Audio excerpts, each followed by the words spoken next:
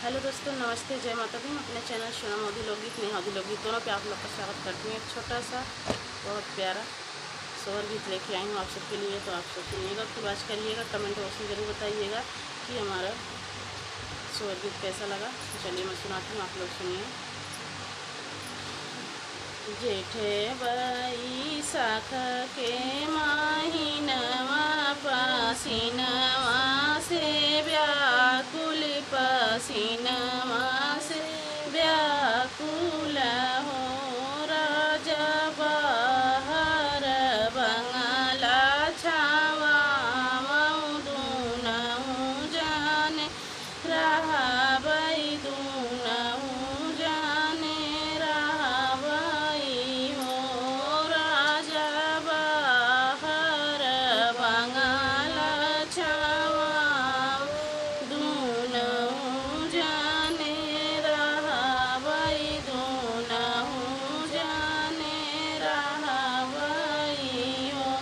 नहीं हम बसवा कटऊ बहिना बंगला छवऊ बहिना बंगला छवऊ बई हो रानी हम तऊ जबई परदेसवा त्यों जायू अपने नैहर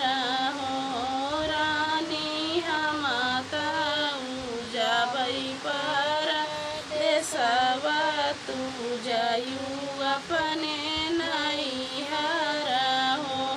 नहीं मोरे भैया भतीजवा ना नैहर में मैया ना नैहर में मैया हो राजा भौजी तय सभी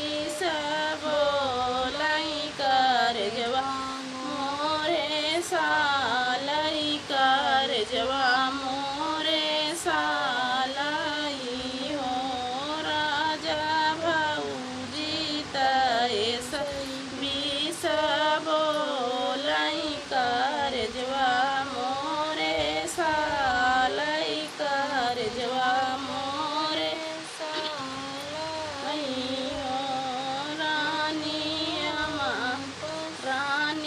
हम बसवा कटऊ बैत बंगला छवऊ बैत बंगला छवऊ बई हो रानी।